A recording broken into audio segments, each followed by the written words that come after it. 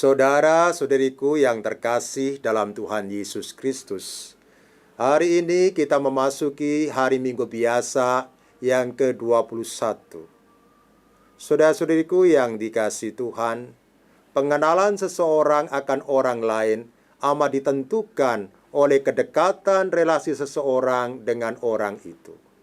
Semakin dekat relasi seseorang dengan orang lain, semakin dia mengenal pribadi orang itu. Semakin dia mengenal karakternya, kebiasaan-kebiasaannya, kelebihan maupun kekurangannya. Tetapi semakin jauh relasi seseorang dengan orang lain, semakin dia kurang mengenal pribadi orang itu. Hal ini bisa kita lihat dalam bacaan Injil hari ini. Ketika Yesus menanyakan kepada para murid mengenai siapa dia menurut orang banyak, para murid mengatakan, ada yang mengatakan Yohanes Pembaptis, ada yang mengatakan Elia, ada juga yang mengatakan Nabi Yeremia, atau salah seorang dari para nabi. Mengapa orang banyak mengatakan hal itu? Tidak lain karena relasi mereka dengan Yesus itu jauh. Mereka tidak mengenal Yesus secara dekat, sehingga jawabannya mengira-ngira, kurang objektif, kurang tepat.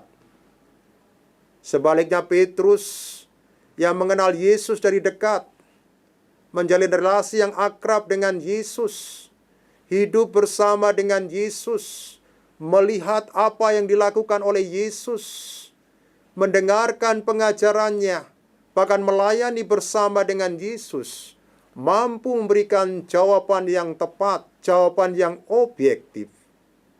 Dia mengatakan, Engkau adalah Mesias, anak Allah yang hidup. Artinya bahwa Yesus itu adalah pribadi yang diurapi oleh Allah. Suatu jawaban yang menunjukkan relasi Petrus yang mendalam dengan Yesus. Saudara-saudariku yang dikasihi Tuhan, seperti Petrus, kita diajak juga untuk menjalin relasi yang dekat dengan Tuhan Yesus. Relasi yang dekat dengan Tuhan Yesus itu bisa kita lakukan kalau kita senantiasa menjalin komunikasi yang akrab, yang mesra dengan Tuhan Yesus. Mau berbicara dari hati ke hati dengan Yesus. Mau mengungkapkan pergulatan hidup kita kepada Yesus. Mau mendengarkan sabdanya. Baik itu di dalam doa, di dalam pembacaan firman, maupun dalam ekaristi. Dengan melakukan itu semua secara teratur, secara rutin, maka kita akan mengenal siapa itu Yesus. Kita tidak hanya mengenal Yesus sebagai Tuhan, sebagai Mesias, tetapi kita mengenal Dia secara personal, yaitu bahwa Yesus itu adalah temanku, sahabatku, bahkan kekasih jiwaku.